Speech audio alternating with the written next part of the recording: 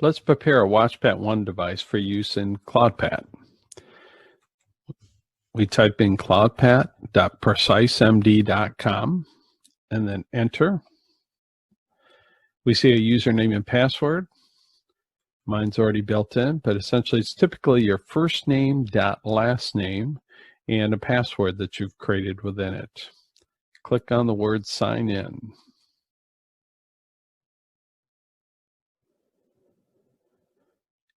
You'll get certain information in your sleep path panel, but go right to create new study, which is in the upper right hand corner, and click on that. You have to select your office if you have multiples of them. In this case, I'm going to use our sales team. Patient ID is very important. It's typically the medical record number that you use in your office or something like that, or the last name, last 4 digits of their social. In this case, I'm going to simply make up a number. And then their first name and last name, middle initial, last name, gender, date of birth. You can see I actually have to put the backslashes there.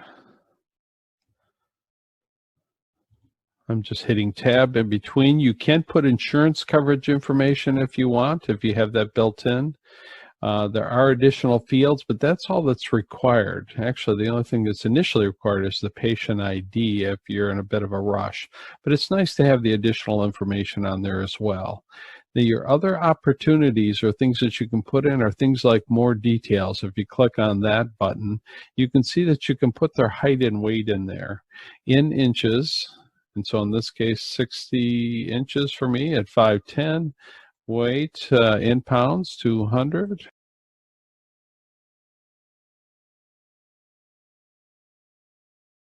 And save at the top to my referring physician here if that's the kind of information I'm sharing as well. Not mandatory, but it's nice to know where your essentially your sleep studies are coming from as far as who's ordering them. And in this case, I'm registering a WatchPAT 1, so I'll click on that icon. A new screen opens and it requires the serial number. And again, my patient name is there. And the serial number is on the side of the WatchPAT 1 box. And I have one right in front of me. It's 100097013. Important to get that correct. The next is a PIN number, essentially a 4-digit number that you create that the patient needs in order to use it with their phone. So they'll need a 4-digit number. It can be many things. If I click on this down below, you can see it's a PIN number, meaning a 4-digit number that I made up. It could be the last 4 of their social, mobile number, etc. In this case, I'll just leave it on PIN and I'll enter the last 4, 7013 of the serial number of the WatchPAT 1 device. That's just my method, but you may have your own.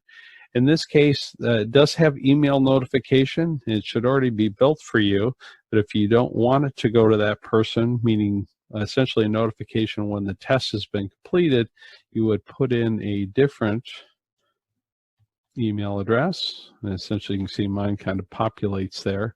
And matt@idmar-medical.com. And again, that will go to you. And again, if we are ready at this point in time, we actually would also select the interpreting physician that we wanted to go to. And I'm going to put mine on our demo account. That way I'll be able to look at the results. At this point in time, I can proceed with the registration and click on that. If I've done everything correctly, it'll say registration was successful and records saved. If there's any errors, simply correct those and you're complete for your initial WatchPAT 1 done on CloudPAT.